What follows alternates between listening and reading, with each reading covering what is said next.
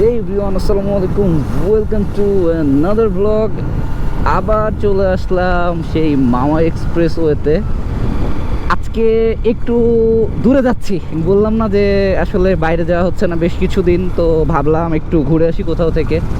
তো আজকে আমাদের চিন্তা ভাবনা হলো যাচ্ছি মুন্সিগঞ্জ লোহগঞ্জের নপাড়া বাজারে মিষ্টি খাইতে। কোনো কারণ নাই, হঠাৎ করে ওয়েদারটা একটু ভালো লাগলো, সকালবেলা ঘুম থেকে উঠে চিন্তা ভাবনা করলাম যে কোথাও যাই, ঘুরে আসি। কোথায় যাব? তো তাহলে আশেপাশের মধ্যে মুন্সিগঞ্জ যাওয়া যায়, লোহগঞ্জ, বিক্রমপুর বা আলদি বাজার, ওই সাইডের যেই জায়গাগুলোতে মন চাই গেলাম। কোনো নির্দিষ্ট প্ল্যান না, মেন কথা প্ল্যানটা ছিল আল্লাম ভাইয়া রাতের বেলা বললো যে চল যাই। জাস্ট সিম্পলি একটা কথা যে সকালবেলা যদি ওয়েদার ভালো থাকে তাহলে যাওয়াই যায়। তো আল্লাম ভাইয়া চলে যাচ্ছে, আমি সাথে আসিফরে নিয়ে নিলাম। তো তিনজন মিলে বের হয়ে পড়ছি, সাডেন প্ল্যান। অ্যান্ড ঢাকা সিটির বাইরে বেশ কিছুদিন পরে, মানে অন্য কোনো জেলাতে। তো চলেন আমাদের সাথে মুন্সিগঞ্জের পথে মাওয়া এক্সপ্রেসওয়ে ধরে। And again welcome to HR Nahid moto venture.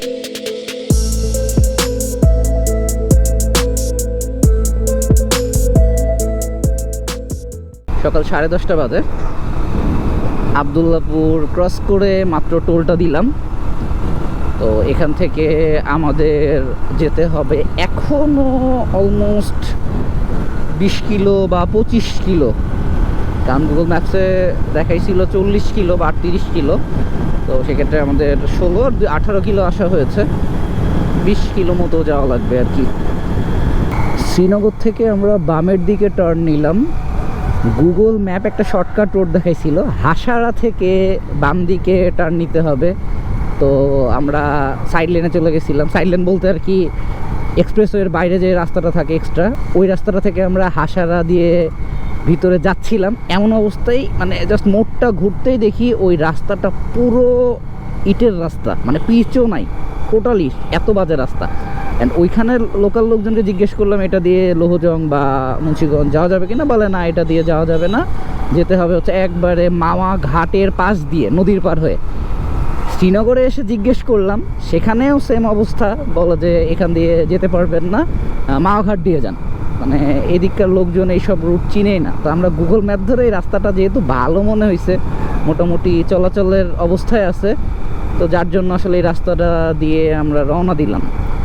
রাস্তা দেখাচ্ছে আর 10 কিলো বা 12 কিলো এরকম। এখন না ফিরতে হলেই হয়, এই টানা রাস্তাটা দিয়ে যদি চলে যেতে পারি ইটস বেটার। অনেক দিন পর এইরকম সবুজ আর সবুজ দেখতেছি। এটা মোটামুটি কোনো একটা গ্রাম টাইপেরই জায়গা লাগতেছে, শহর তো নাই, কারণ গ্রাম ছাড়া এরকম সবুজ পাওয়াটা কঠিন। এইরকম সবুজ শ্যামল রাস্তা, তার সাথে এইরকম ফাঁকা জায়গা, ফাঁকা জমি পাওয়াটা বেশ ডিফিকাল্ট শহরের মধ্যে। তো শ্রীনগর থেকে 2 কিলো আসার পরে আমরা ফিল করছি যে আমরা গ্রামে চলে আসছি। তো সবুজটা আপনারা ফিল করতে পারতেছেন যে এটা পুরো একটা গ্রাম্য পরিবেশ। এবং আমি কতদিন পর যে এরকম ন্যাচারাল বাতাস পাচ্ছি, যে একদম পিওর, শহরে হাওয়া ছাড়া, ভালো লাগতেছে। আরেকটা মোড় থেকে ডানের দিকে টার্ন নিছি, রাস্তা ছোট হয়ে গিয়েছে, সবুজের পরিমাণ বেড়ে গেছে, পুরা সবুজ আর সবুজ, চারিদিকে গাছপালা, মাঠ, সেই লাগতেছে। সামনে একটু দাঁড়াই, ছবি টবি তুলি, একটু বাতাস খাই। সবুজ থেকে আসলে নড়তে মন চাচ্ছে না।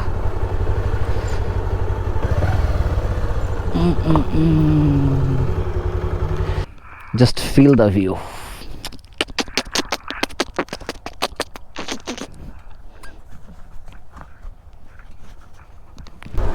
নোয়াপাড়া বাজারের মুখোমুখি, এটা একদম একটা অজপাড়া গ্রামের মধ্যে, কিন্তু সিরিয়াল ধরে বাস দাঁড়ায় আছে, ঢাকা থেকে ডিরেক্ট নোয়াপাড়া আসে। তার মানে জায়গাটা বেশ জনপ্রিয়। এতগুলো বাস যখন রেগুলার আপ ডাউন করে, তার মানে তো অবশ্যই জায়গাটা নাম করা। এটাই মনে হচ্ছে নোয়াপাড়া বাজার। আমরা তো চলে আসছি, কিন্তু সোজা না ডানে?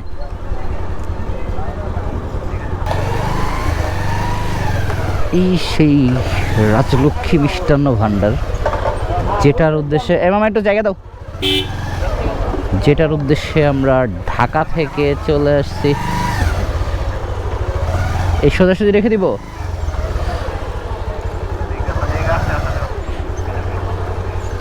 খাচ্ছি সেকা রুটি। এই রুটিটা কে বলে ছেঁকা রুটি, আসলে ফার্স্ট টাইম এরকম নাম শুনলাম, বা এরকম টাইপের রুটি খাচ্ছি, সাথে ডিম, সবজি, এক্সট্রা স্ন্যাক্স হচ্ছে জিলাপি। আসছিলাম নাস্তা করতে, এখন বাজে অলরেডি 12:30, নাস্তার মতো কিছু নাই। এটা নওপাড়া বাজারেই, তো এখানে পাইলাম হচ্ছে সেকা রুটি নামের একটা রুটি। এই যে এইভাবে ময়দা বলে তারপরে ঠিক এরকমভাবে রুটিগুলো তৈরি করে। তো এই ছেঁকা রুটি খেলাম সবজি আর ডিম দিয়ে, আর সাথে ছিল জিলাপি। এখানেও মিষ্টি পাওয়া যায় বিভিন্ন রকমের। নওপাড়া বাজার থেকে একটু ভিতরে ঢুকলেই বামে ডানে শুধু মিষ্টির দোকান। মানে এটা এইরকম দেখেছিলাম হচ্ছে টাঙ্গাইলে, আর এখানে দেখতেছি যেখানে চারিদিকে শুধু মিষ্টি আর মিষ্টি। ওইদিকেও আর একটা মিষ্টির ঘর। তো মানে এখানে বোঝাই যাচ্ছে যে মিষ্টি তৈরির একটা ভান্ডার। আর আমরা আসছি হলো রাজলক্ষ্মী মিষ্টান্ন ভান্ডার। সামনে মিষ্টি, ডানে মিষ্টি, সব দিকে মিষ্টি আর মিষ্টি। রাজলক্ষ্মী মিষ্টান্ন ভান্ডারে আমরা প্রথম ট্রাই করছি হইলো ছানা। এখানে 2 রকমের ছানা আছে, এই একটা আর ওই একটা, 2 রকমের ছানা সাথে মিষ্টি। একে একে ট্রাই করতে থাকি। রাজলক্ষ্মী ভান্ডারের মিষ্টি খেয়ে আমরা এখন রওনা দিচ্ছি মাওয়ার দিকে। তো এখন আমরা গ্রামের ভিতর দিয়ে লোহজং দিয়ে মাওয়া চলে যাব। জায়গাটার নাম বেশ জস, মালির অঙ্ক বাজার। এখন এই বাজারে মালি যে অঙ্ক শিখায় এটা তো আগে জানতাম না, জানলে তো এসে অঙ্ক শিখে যাইতাম। মালির অঙ্ক বাজার হচ্ছে নওপাড়া থেকে প্রায় 7 কিলো রাস্তা আসার পরে এখান থেকে ডানে টার্ন নিলাম, যে রাস্তাটা মাওয়ার দিকে চলে গিয়েছে। মালির অঙ্ক বাজার থেকে যে ডানে আসলাম, এখান থেকে একটাই রাস্তা ডিরেক্ট মাওয়া রোডে উঠবে। অ্যান্ড এটা হচ্ছে পদ্মা নদীর পার ধরে একটু সামনে গেলেই আমরা নদীর পার পাবো। ওইখানে গিয়ে আজকে লাঞ্চটা করব। অ্যান্ড মামার লাঞ্চ মানে তো অবশ্যই ইলিশ থাকবে। ইলিশটা খেয়ে তারপরে আমরা বাসার দিকে রওনা দিব হয়তো বিকেলে। চলে আসছি মামা। এই মোড়টার নাম কি আলম ভাই? আচ্ছা, যা কিছু একটা হবে। প্রজেক্ট হিলসার সামনে। এই আলম ভাই, আপনি না স্পন্সর করছেন, চলেন প্রজেক্ট হিলসাতে খাই। ও আচ্ছা, এটা কি আওয়ামী লীগ সরকারের ছিল? হ্যাঁ, চলে না আর কি। প্রজেক্ট হিলসা ক্রস করলাম, ক্রস করে আমরা মাওয়া ঘাট যাচ্ছি।